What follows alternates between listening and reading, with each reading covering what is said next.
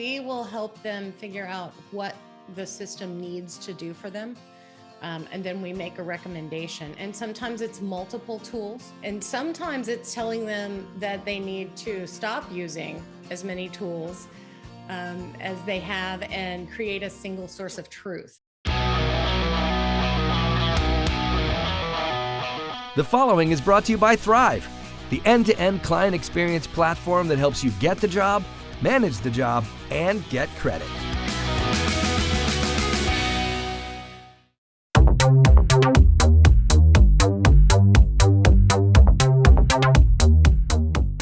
Hey, this is Gordon Henry at Winning on Main Street, and this week we're fortunate to spend some time with Susan Fenema. Welcome to the show, Susan.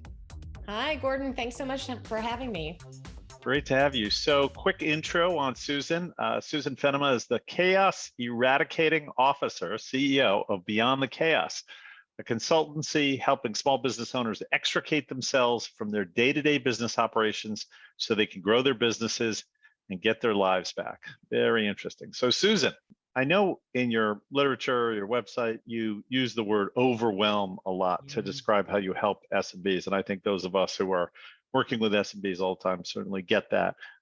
So why do you think they're overwhelmed? What's the problem? Many small business owners, especially of the size we work with, we're working with owner operators, essentially. Mm-hmm. So it's got to be a very small company, 25 people or fewer, or you can't operate it if it's above that.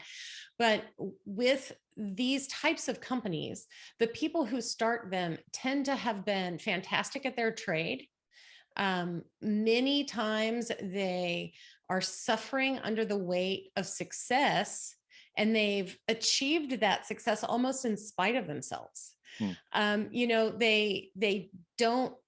They didn't understand when they started their business that they had to do marketing and HR and finance and handle project management and handle client issues and all of that stuff that comes with being a business owner.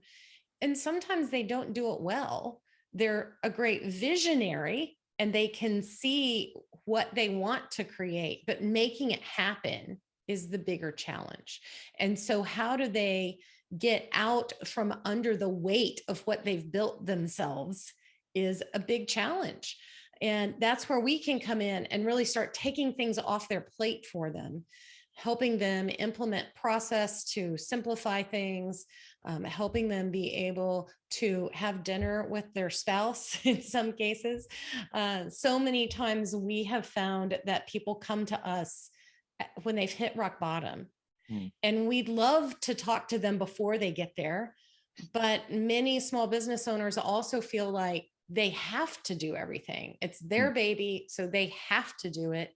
And that there isn't help available. And even if there was, they don't think they could afford it. Right.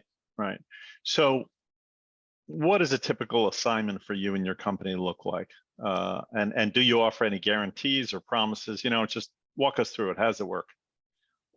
We start with phase one, essentially, which is discovery.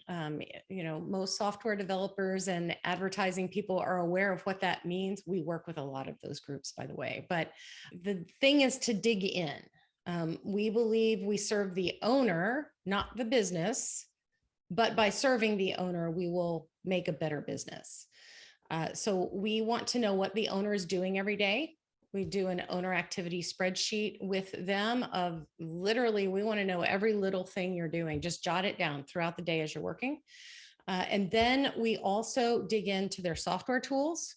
How are they managing projects? We really only work with project-based companies. Now we use that term loosely. It could be installing an AC unit is a project. But not companies that manufacture or sell widgets. So it's usually a project management function that we're looking into. So what software are they using? Are they using a CRM for their sales? What is the path of their client from the first time they touch them to the end when they get a glowing review or a case study or whatever they're after? And we figure out where the gaps are, where the owner is involved that he or she shouldn't be, and we start helping them put software and process and structure in place. Yeah, this subject about software and creating processes and systems for your business is something we talk about quite a bit on this show, and it seems to be critical and kind of an obvious area where a lot of entrepreneurs fall short, at least when they're in the early stages of running their company. And it doesn't need to be a computer system, right? It can be a process that you've sort of documented and you do it the same way over and over, but it helps often if you have a system in place, especially as you said, for something like your customer database and your customer communications and your payments and your invoices and your receipts and things like that. So do you get into analyzing that and then recommending the system and even installing the system? Is that part of what you do? Yes. So we will help them figure out what the system needs to do for them. And then we make a recommendation. And sometimes it's multiple tools. And sometimes it's telling them that they need to stop using as many tools as they have and create a single source of truth. And we can help them do that too, help them gather that information into one place so that everybody knows what's going on. Now, I know you call yourself the CEO of your business, chief. What is it? Chaos eradicating officer. Chaos eradicating, which it sounds like you've done successfully. But when you're brought into these situations, you often step into a role they need you in, and that may be like a fractional CFO or a fractional COO, like where you're doing actual work in the business, not just telling them how to do things, but you're actually kind of becoming part of the team. Is that right? Correct. We stay out of the finances, but the operational area, so we dig in all areas of that. So fractional COO all the way to project management. We do have relationships with virtual assistants that we can also direct them to if they need that kind of help. But that's one of the things we're helping them do is figure out who you need and where you need them. The idea of fractional is a big thing that's popular lately. And we are only fractional. So if you want to hire somebody outright, we're not your people. We want to be able to help the smaller people who don't need 100% of that. But with our team, they're working with so many clients that it seems like they're there all the time. So you don't lose that only 5 hours a week in the communications process when you're working with a fractional company like that. You have a phrase I noticed. I guess this came from your website. You say structure can set you free. Yes. What does that mean? What does that mean? So many small business owners also feel like, I don't want the structure. I don't want process that's too bureaucratic. I'm a big believer personally in calendar blocking. I don't want that much structure. I don't want to put that in there. It's going to tie me down. But the problem is that it doesn't. It actually frees you up to be thinking and working on the right things at the right time, to empower your team to do work for you. And if it's bureaucratic, it's not good process. So that's the other part of it, is constantly simplifying helps avoid the bureaucracy. But to me, without a structure, if I'm a business owner that's, say, opening a new project with my team, and I don't have a process for how that happens, and I'm having to reinvent the wheel every time, and then I forget half the things that I was supposed to tell them, and oh yeah, right, I forgot to give you the proposal that actually tells us what the scope is. All of that stuff ends up being interruptive over time. It leads to exceeding the scope or the budget on your project.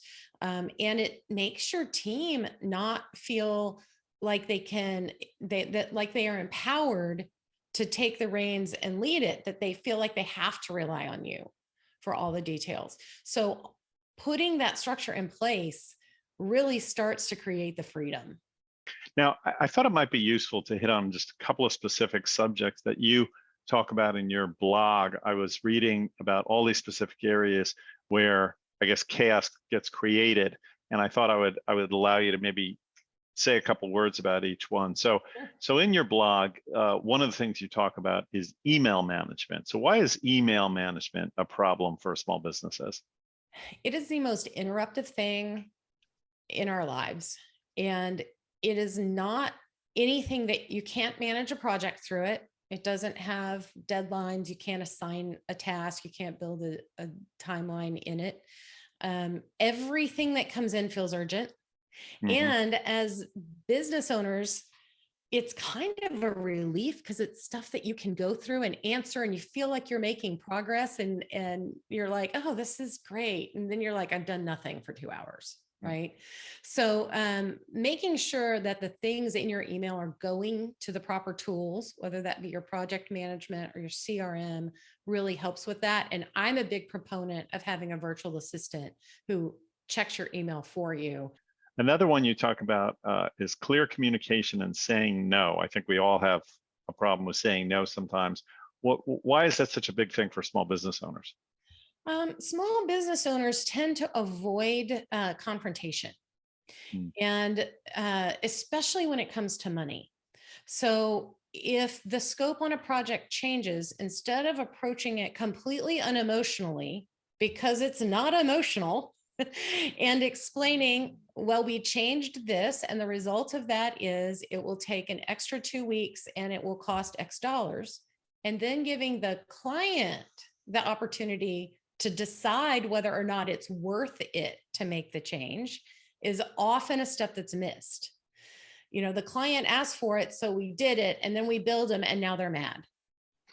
And so that clear and concise communication up front makes such a difference in the relationship with the client.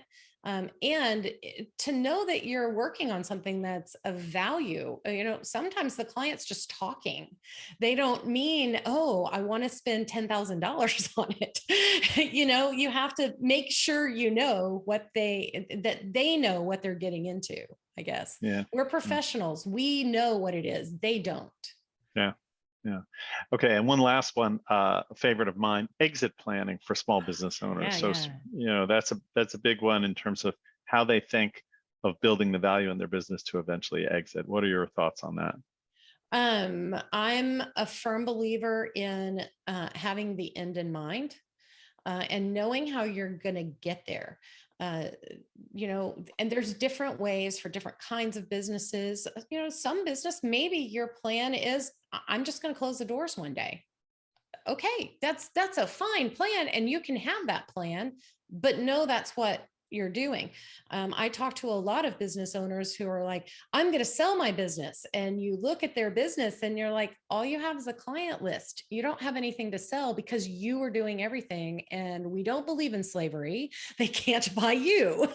So, setting up that structure so that you have a business to sell or even hand down to children is really important. Without that, you don't have anything to sell. Right. I always like that lesson because it really brings you back to all the things you're talking about, the systems, the processes, procedures, right? Because if the business can run without you, then you have a business. If the business requires you, you have a job. Right. You have to think about, can another CEO see themselves step into your shoes? When we come back, we're going to hear about Susan's thoughts on what she would tell future entrepreneurs who are thinking about starting a business. Stay with us. This episode is brought to you by GovCon Winners, the leading company in training you to become a multi-million-dollar government contractor. The founder of GovCon Winners, Kizzy Parks, who was on a recent episode of Winning on Main Street, has been awarded over $50 million in government contracts. She believes everyone in every business has something to offer the federal government, and that means you. If you've never heard of government contracting before, you've just started, or you've been in it for a while, Kizzy's proven system will diversify your income, create more options for your business, and enable you to have more security than ever before. Whatever it is you and your business provides, don't miss out on the countless opportunities to sign on with the government and boost your revenue today. Go to www.govconwinners.com now to join the waitlist for the upcoming programs. And we're back with Susan Fenema, who's the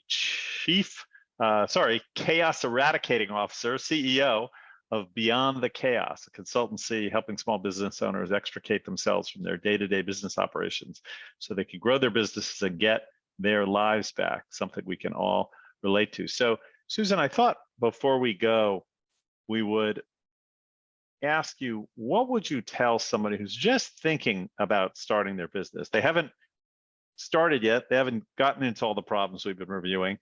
What would you tell them as they're starting out on the journey? Well, first, keep the passion, right? Because you don't have any more passion than you do on day one. After that, it's going to kind of dwindle. But even if you're starting as a solopreneur and you want to grow your business, start with process, start with having tools. So if you are repeating how you send a proposal to a client the same way every time, it means that you have more space to serve the client. So putting that structure into place, even when it's just you, is really important for your own sanity. And then the other big thing I would tell them is calendar block your time from day one. Make sure you are intentionally spending your time where you should be, and also making sure that your priorities of your personal world are not being taken away, that you're setting those boundaries, and calendaring can help you do that. Yeah, terrific. We just have a few minutes left, but I'd like to ask you a couple of lightning round questions. So here we go. Who would you say would be your mentor or person who, through your career, you feel you've learned from a lot? Could be more than one.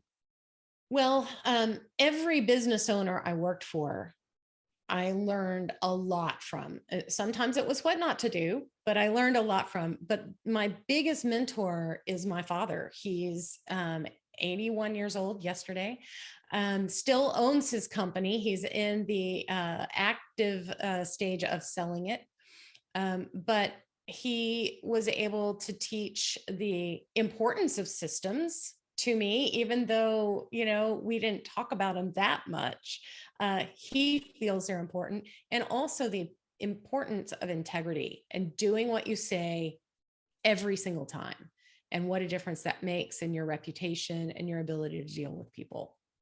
So what is your secret to managing your time? It's calendar blocking. I gave that one away previously. If I do not, I plan my next day, the day before it starts. I plan my next week, the week before it starts. I plan my next month, the month before it starts. I can look in, December of next year, and there are recurring events on my calendar of things that are going to happen. So knowing what to do next instead of figuring out what to do next is really helpful to setting you free, the structure that sets you free. Yeah, terrific. Favorite hobby or pastime? I heard you like to cook and go to Texas A&M football games. Yes. So cooking for sure. I love to do multi-course, gourmet type meals with multiple wine glasses and, setting the table all pretty. That's really fun. And yes, I can sit and watch college football. I could sit all day and not move. So college football is a blast, but Texas A&M's where my heart is. Sounds good. Well, this has been great. I wanted to ask, how should people learn more about getting involved with you and potentially hiring you and Beyond the Chaos? So I'll give them a free giveaway if they'll go to beyondthechaos.biz/ebook.